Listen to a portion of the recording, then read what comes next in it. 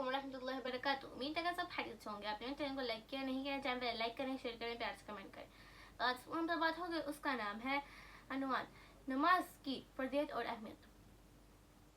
चनाचा रसूलुल्लाह सल्लल्लाहु अलैहि वसल्लम ने रमजान मुबारक में तेज आंधी से ज्यादा रफ्तार में सदका व खैरात करते थे।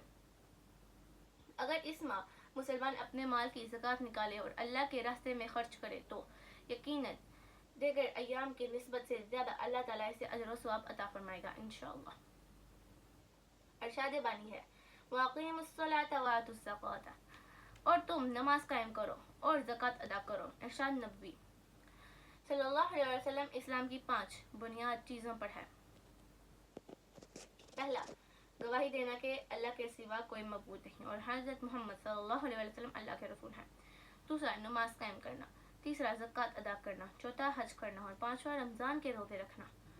सैयदना अबू बकर सिद्दीक़ रज़ियल्लाहु अन्हु ने ज़कात ना देने वाला के मुतालिक फरमाया, अल्लाह की कसम मैं इनसे ज़रूर लड़ूंगा कि जब जो लोग नमाज और ज़कात में फ़र्क करते हैं, यानी नमाज को फ़र्ज जानते हैं और ज़कात अदा करने से इनकार करते हैं। जज़ाकल्लाह। उम्मीद है आपको मेरा बहुत अच्छा लगा होगा। तो लाइक करें, शेयर करें, प्यार से कमेंट करें।